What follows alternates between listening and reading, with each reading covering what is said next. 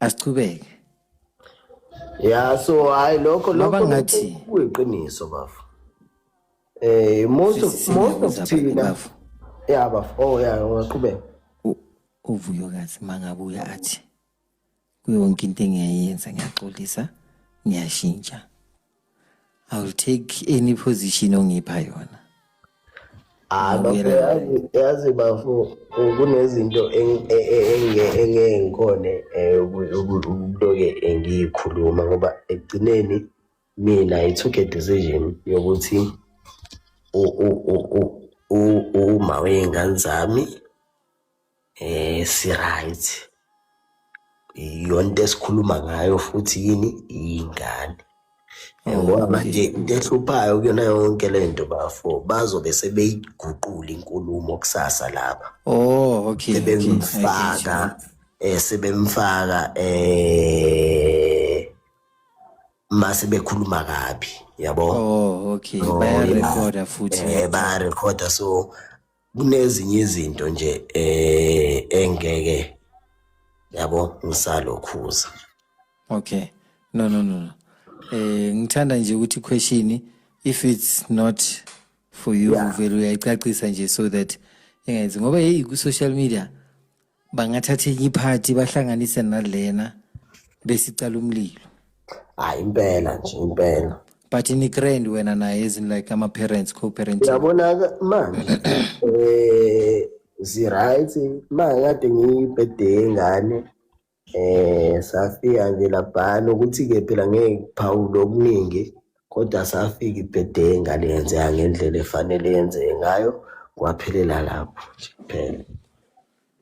Hey wena mfethu man man bakukhulisa grand mfethu, you know, you like ngathi ke wayenza like a God, I love indlela uMpumelelo sekekhule ngayo bazalwa bami. I so love indlela uMpumelelo akhule ngayo. Yo ngihlala ngisho ngithi I feel like ezinye izinto uMpumelelo azenzayo zenziswa age. You know, ungazitshela ukuthi umdala, ungazitshela ukuthi your reasoning capacity indala, you are old guys, but mncane. I love indlela uMpumelelo aphendule ngayo, and I think this thing in media, he is not media trained, I know, but I think he understands what media hamba kanjani, because that question I knew na uphiwe bangayibuzi just because bekayibuza ngoba he genuinely wanted the answer, but bekayibuza ngoba bekazi ukuthi uzosukumisa umsindo and they will trend, obvious. Bekayibuza lokho ngoba you know ukuthi mawuzokhuluma ngoMpumelelo noVuyokazi you will trend. Guys, I love indlela uMpumelelo aphendule ngayo, and I love the respect uMpumelelo anayo for umama ingane yakhe, and I love the respect uVuyokazi anayo even for uMpumelelo. Since bahlukana angeke uzwe idrama kuthiwa uMpumelelo wathi ngoVuyokazi, never, you'll never hear that. Yabo nje lapho nje ngiyamnika ama-flowers wakhe uJonas, but nje angeke uzuve nje ukuthi uMpumelelo uthe uMpumelelo wangathi no, never. Uyambona namanje ukuthi une-respect for umama umntana yakhe, and even though bekazothi no mina ngimthanda, abantu bazoyithatha bayibhekise ngendlela ukuthi no mina ngifuna ngathi mina naye sesibadala sikhulile and mina naye noma ngabe si-right kodwa sidalelelanga, ngimthanda ngale ndlela leyo. Abantu bazoyithatha bayijikise a-trend umntana abantu ukuthi nangu uthi akafuni uVuyokazi yene, because I feel like amanye abantu they still want uMpumelelo noVuyokazi to be together. Deep down they want uMpumelelo noVuyokazi to be together. Yingakho basabhulisha uTirelo up until today. They blame uTirelo for ukuhlukana kaMpumelelo noVuyokazi, but to be honest reason ukuthi uVuyokazi aphume kula mshado kule yamjolo nakubaby daddy wakhe is because uMpumelelo wathi ufuna iVirgin as a first wife, so anyeka akwazi ukuthatha uVuyokazi wazikhetha yena, which is the best decision she has ever done for yena nengane zakhe. Wazikhetha yena wathi anyeke ngithi ngifike ekuqala bese uzothatha omunye umuntu ekuqala in the name yokuthi uyiVirgin. Hayibo, bengayenzi sense, and we know na ukuthi vele kusho ukuthi vele uMpumelelo bokuyindlela yakhe ukuthi abahlukumeze ngoba nangu ubulobolile phela and akalobolanga iVirgin. Nohwana wavela Amahle kuqala, and uAmahle wayengakabi nengane naye, mhlawumbe wayengakamithi nokumitha nje kwalapho, walobola umuntu engazange amzalele kuqala ungasinayo iVirgin, wamlobola, and kuyoba ngcono ngabe bekalobola umama ingane zakhe. You understand? So ngiyayithanda indlela aphendule ngayo, and uyasho ukuthi now they are co-parenting very nice. Akuna inkulumo, uyi-attendile i-birthday party kaMhlophekazi, and yena nomama umntana wakhe bakhulisa ingane zabo ngokuthula.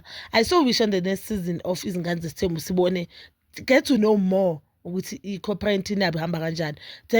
Like basifake inside ukuthi are they in very good space or sekayasho nje. And I wish ukuthi mhlambe indaba yabo noNzulu ngizwela uNzulu kakhulu because ngifila ngathi uNzulu is the only child kaMpumela engazange ikhule nabantu bakaMsile engazange ithola ithando lakababayo at a very young age because umama yakhe nobabakhe bahlukane bamancane. So ngifila ngathi he could be more there for uNzulu, engathi angaba more there for uNzulu, engathi angashow up more for uNzulu, avalele lesa sikhala lesa bangaboni ngaso lona uVuyokazi nabantu bakibo uVuyokazi, avalele lesa sikhala lesa ukuthi uNzulu there are things andlule kuzo, not bad things like ama stages obuntwana uthi mhlambe bayaqala ukuhamba that yena angazi experienceanga ezubaba. Yes mhlambe zamhlopha akazi experienceanga o zakasinga akazi experienceanga, but bekayithola leyo khona ukuthi hayi man sekayasho ukuthi mama, you understand. But because uVuyokazi kwasho ukuthi she's a single parent and then noMpumelelo ababoni ngasolinye now, so I guess zikhona iteji uNzulu andlule kuzo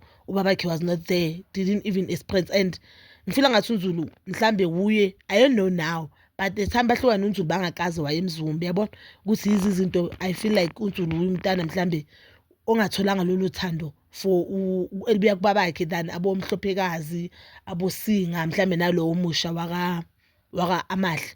But bazalami, I love indlela njoba ngishilo, I love indlela abehave ngayo, and I love ngifila ngathi uyakhula ke uMseleko, and I don't think njengoba bakhulu sazasifuna isithembu, but we are just waiting for the next season of izingane ezisithembu sibone nje ukuthi ukhula on ama socials ku reality show banjani or ukwazi ukuphendula mara ukudelela abantu abadala nokudela abafazi usachubeka na. That is all for now bazala bami. Please don't forget to like, subscribe, share and hit that notification button.